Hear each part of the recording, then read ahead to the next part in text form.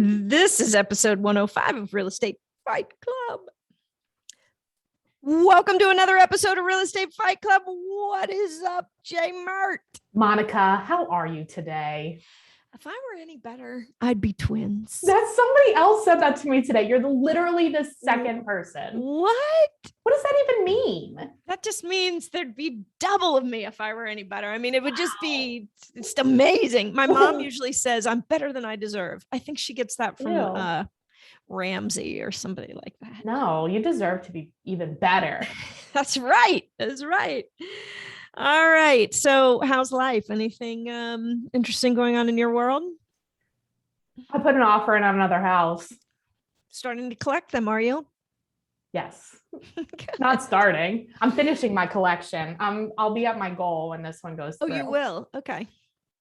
Because at one point you sold everything, right? And Not everything. I just sold the ones that gave me a headache. Oh, nice. So now I only collect ones that don't give me a headache. Oh, that's beautiful. How do you know up front that they're not going to give you headaches? I look at the tenant base. Okay. So for me, I'm willing to take like a little bit lesser return in exchange for less labor on my end. Wisdom, investing wisdom by Jim Mertland. Don't give yourself a headache. Another podcast for another day. All right. Thank you guys for joining another episode of Real Estate Fight Club. We always appreciate that you're here. And today, Jen and I are going to duke it out over this question. Should you, as an agent, charge a transaction fee for your client? Now, before we duke this out, or to your client, before we duke out on this or whatever we're doing, punching each other in the face on this. Wow. Can will you define what we're talking about here? A transaction fee? Yeah. Sure. It's like additional commission. Okay. But it's so like a above flat and beyond fee. Okay.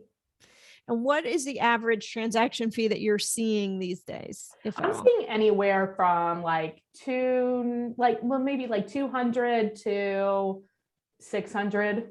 Okay. Wow. A $600 transaction fee. Huh? Some people charge more. I love it. Some brokerages charge.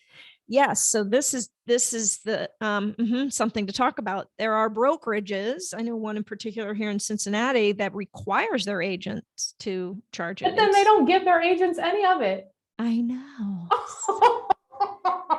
And I'm like, the agents are none too pleased. Usually the ones I'm talking to anyway. Yeah. And what if the client doesn't want to pay it? Do they get charged it? I'm assuming the agent eats it. I think the agent eats it a lot of times anyway, because they don't feel comfortable passing it along. Well, please call us at, no, I'm just kidding. Yeah, that's right. Yes, we do not have to charge transaction fees, but let's talk about whether or not we do. I mean, Jen, how do you feel about this? We have before. And so we did post this question on our Facebook page. Mm-hmm. It was a very you either do or you don't. It was so interesting because I wasn't sure. I really thought everybody would be like, no, blah, blah, blah, because, they're always willing to go and paint the house or go and clean the house and do all this stuff that I was surprised that some people said they do. Okay. So we used to charge one. Here's why.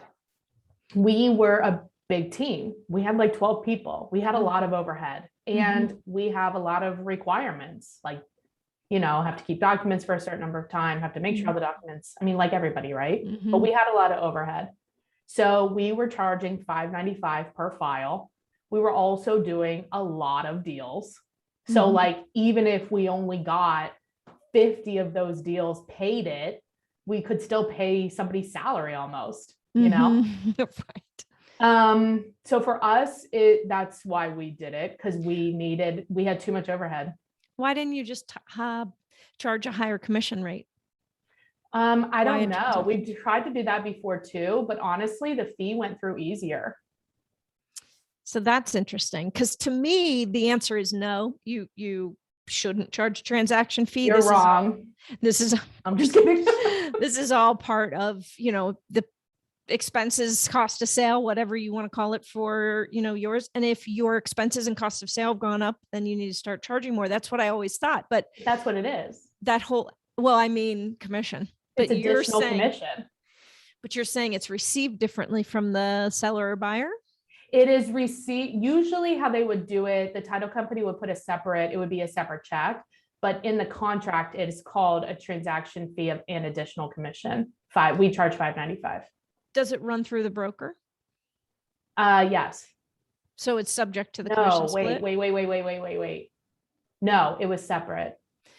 Interesting. So that might be a reason to do it outside of the commission. It was like full 100% to us. Interesting. And I wonder if that changes per brokerage. Yeah, good question. We'd love, if you are in a brokerage that does that, do you get to keep your transaction? But see, for most of us, we were capped all the time. So we were achieving 100% of our commission. I'm just saying, like, Of course.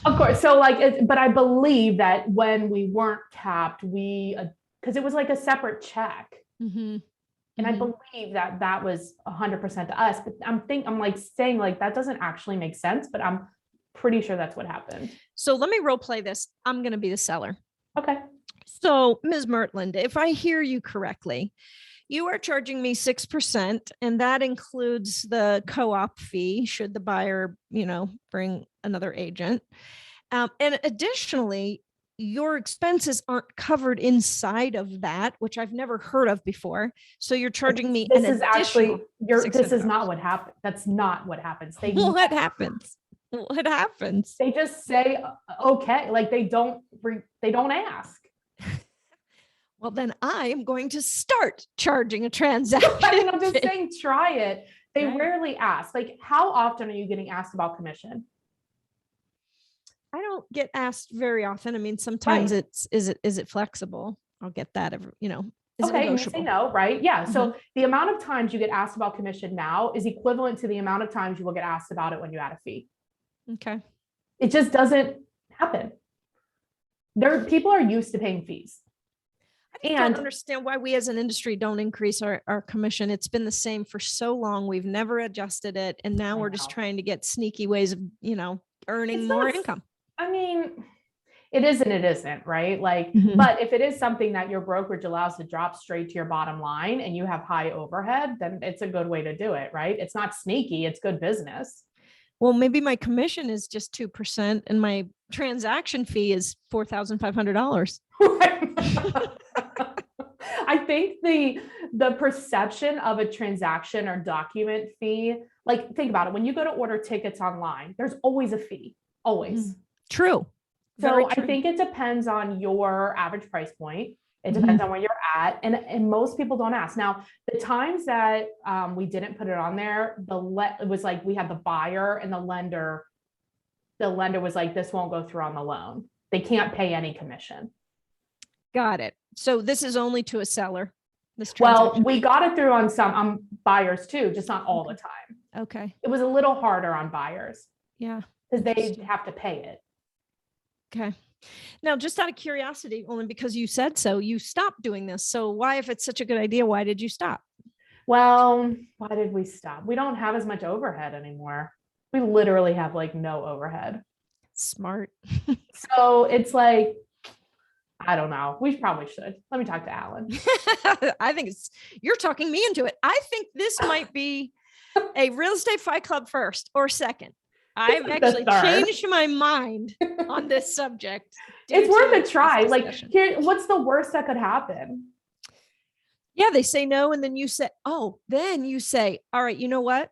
As a favor, I am going to waive that for you. So it's like you're giving something to them that you really weren't ever collecting in the first place. Right. That's possible. Yeah. I like this. I think too, it's a lot easier I don't know, there's something about the market conditions too, right? So like if a lot of your competition is like they're buying listings, they're reducing their commission, it may be easier to get through a fee than it would be a higher commission. So it's something to consider. Very interesting. Yeah, it depends. If we're doing, 40 deals a year and let's say 30 of them are listings times $495, I mean, we're talking $14,850. I know. What would you do with that money? Well, what I would do with that is I would hire a coach. If I'm the listener here and you don't have a coach, I'd take that money and hire a coach. Oh my God, you should have a coach. Yes, for sure. Get For one. sure. Get one. I've got 2. There you go. All right. All right, you ready to head back to your Interesting. corner? Yeah, let me ponder for a minute. I like it. All right, let's take a short break, hear a word from our partners, and when we come back, Monica will decide this is the right thing for her.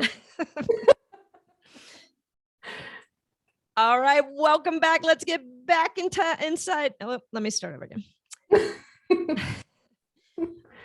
All right, welcome back. Let's get back to the battle inside the ring.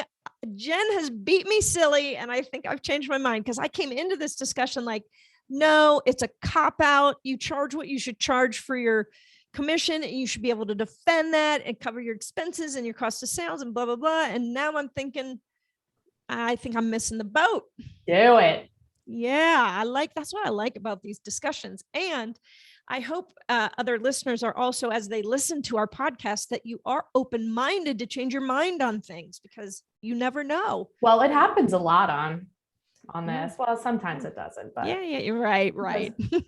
There are things we're just always going to disagree about. Exactly. I'll tell you what I'm going to do on this. I'm going to experiment with this, because that's what we do. We're going to experiment. We're going to experiment more than once. I'm not going to do it once, and if it fails, I'm going to say, oh, this sucks, because that's not really an experiment.